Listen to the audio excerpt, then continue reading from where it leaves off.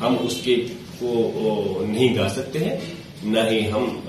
اس کے گانے کے لیے کہہ سکتے ہیں، اور نہ ہی کوئی ہمیں بادھیہ کر سکتا ہے کہ آپ اس کو گانا پڑے گا۔ اعظمی صاحب نے کہا ہے اچھی بات ہے، لیکن میرے دادا محترم بٹ صاحب نے ہمیشہ سے مخالفت کی ہے اور کبھی اس کو نہیں گایا، اور نہ ہی میں گاتا ہوں۔ میں بھی اس چیز کو کہتا ہوں، اور میں اس چیز سے کوئی میری دیش بھکتی پر انگلی نہیں اٹھا سکتا، اور نہ ہی میں کسی کو صفائی دینے کے لیے بیٹھا ہوں کہ میں کتنا بڑا دیش بھکت ہوں۔ یہ تو ہمارے لوگوں نے قربانیاں دی ہیں، ہمارے بزرگوں نے، وہ جانتے ہیں کہ پورا دیش نہیں پوری دنیا جانتی ہے ہماری قوم کے اتہاس کے بارے میں۔ اور جہاں تک جو آپ نے وٹ کہا ہے، رہی بات جن گن من گن ہمارے دیش کا راشٹر گان ہے، ہم سمان بھی کرتے ہیں اور ہم کھڑے ہو کر کے ہم دل سے گاتے بھی ہیں، لیکن وہ راشٹر گان نہیں ہے، راشٹر گیت ہے، اور اس کے لیے ہمیں کوئی بادھے، کوئی ہمیں نہیں کر سکتا، کوئی ہمیں باؤنڈ نہیں کر سکتا کہ ہم اس کو گائیں۔ وہ ہمارے اس کی کارن یہ ہے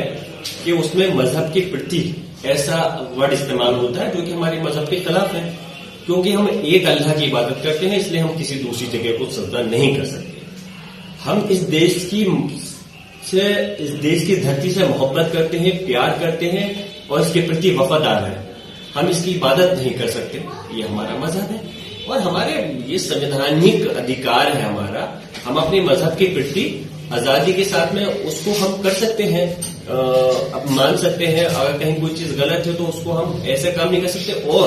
یہ الفاظ میں ہی سنویدھان میں، یا ہمارا سنویدھان ہی مانیہ سرووچ نیالے نے بھی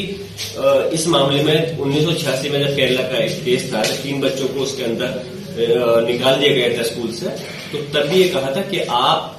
باندھے نہیں کر سکتے کسی کو یہ گانے کے لیے۔ ہم اپنے دیش اور راشٹر گان کے پرتی الگ بات ہے، اس چیز کے لیے اس میں کیونکہ ہمارے مذہب سے متعلق الفاظ غلط ہے، اس وجہ سے ہم اس کے کو نہیں گا سکتے ہیں، نہ ہی ہم